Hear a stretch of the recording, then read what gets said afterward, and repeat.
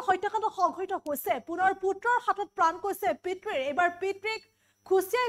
হত্যা কৰিছে পুত্ৰই আমি ঘটনা সন্দৰ্ভত বিস্তৃত তথ্য লৈ অহাৰ চেষ্টা কৰিছো আৰু পুনৰ চাঞ্চল্যকৰ ঘটনা সংঘটিত হৈছে পুনৰ পুত্ৰৰ হাতত এবাৰ প্ৰাণ কৈছে পিতৃৰ পুনৰ পুত্ৰৰ হাতত এবাৰ প্ৰাণ কৈছে পিতৃৰ আৰু পুত্ৰৰ আক্ৰমণত প্ৰাণ কৈছে পিতৃৰ নিজ পুত্ৰ আৰু ভাগিনীয়েকৰ বিৰুদ্ধে হত্যাৰ গুৰুতৰ অভিযোগ এতিয়া উত্থাপন হৈছে এবাৰ খুচিয়াই হত্যা কৰা হ'ল পিতৃৰ জলধৰ কৰ্মীক আৰু ঘটনা সন্দৰ্ভত ইতিমধ্যে আৰক্ষীয়ে আটক কৰিবলৈ সক্ষম হৈছে পুত্ৰ বিতুপন কৰ্মী নিশা গোলাঘাটত এই ঘটনা সংঘটিত হৈছে আৰু পুনৰ পুত্ৰৰ হাতত এবাৰ প্ৰাণ গৈছে পিতৃৰ গোলাঘাটৰ এখন পাৰ্কৰ সমীপত এই ঘটনা সংঘটিত হৈছে পুনৰ এদৰে সংঘটিত হৈছে এক চাঞ্চল্যকৰ ঘটনা চাঞ্চল্যকৰ হত্যাকাণ্ড সংঘটিত হৈছে পুত্ৰৰ আক্ৰমণত এবাৰ প্ৰাণ গৈছে পিতৃৰ নিজ পুত্ৰ আৰু ভাগিনীয়েকে বৰ্বৰ নিৰ্যাতন চলাইছিল জলধৰ কৰ্মী আৰু তাৰে পাছতে জলধৰ কৰ্মীৰ মৃত্যু হৈছে বুলি ইতিমধ্যে জানিব পৰা গৈছে আৰু ঘটনা সন্দৰ্ভত ইতিমধ্যে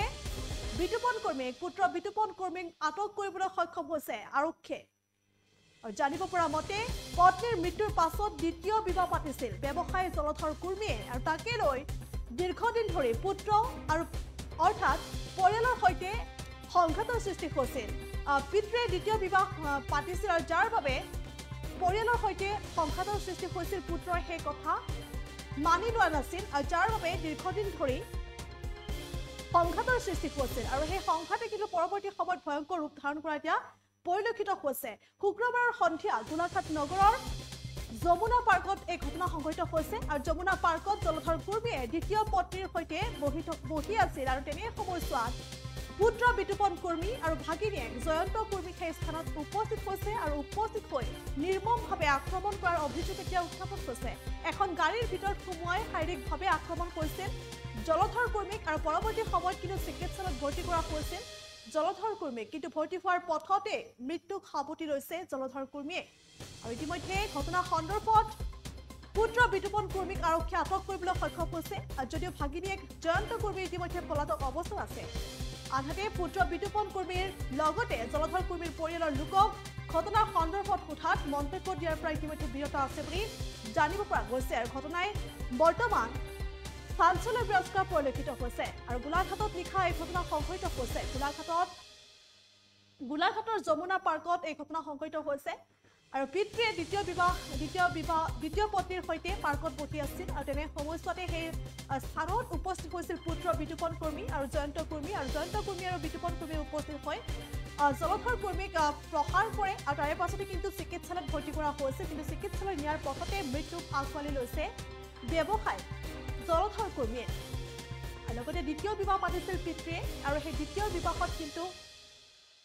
সন্মতি নাছিল পৰিয়াল তথা পুত্ৰৰ যাৰ বাবে দীৰ্ঘদিন ধৰি এই সংঘাত সৃষ্টি হৈছিল আৰু সেই সংঘাতে পৰৱৰ্তী সময়ত ভয়ংকৰ ৰূপ ধাৰণ কৰা পৰিলক্ষিত হৈছে এই সন্দৰ্ভত কিছু মন্তব্য আহি পৰিছে দৰ্শকসকলে আগবঢ়াইছে খোজকাঢ়ি আছিল বহি থকা অৱস্থাত মানে পিতেকে আহি উঠাই নি পানি মাৰিছে কি নাম পিতেকৰ বিতুপন কৰ্মী আৰু জয়ন্ত কৰ্মী দদায়েকৰ পিতেক কিহেৰে মাৰিছে এইটো চৰ গু মাৰিছে পাছফালৰ পৰা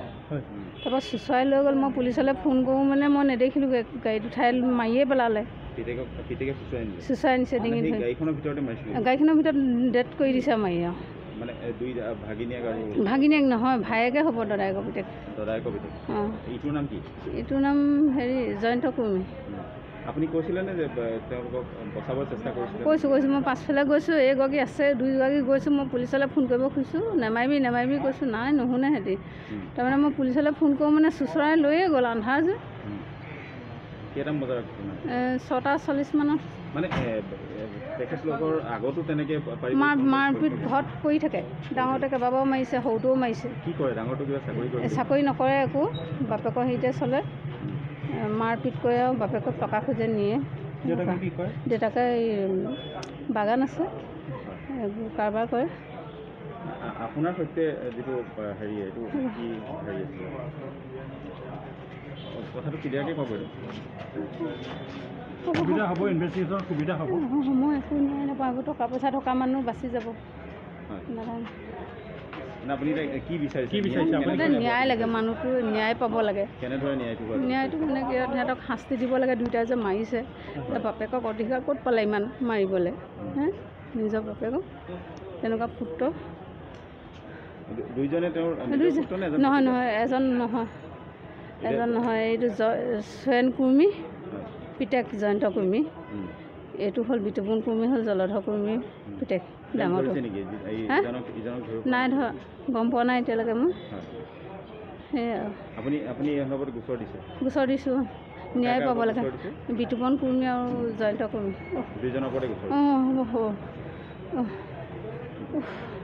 লগত খোজকাঢ়ি আছিলে আৰু বহি থকা অৱস্থাত মানে পিতেকে আহি উঠাই নি পিনি মাৰিছে। কি নাম পিতেকৰ? বিতুপন কুৰ্মী আৰু জয়ন্ত কুৰ্মী দদায়েকৰ পিতেক।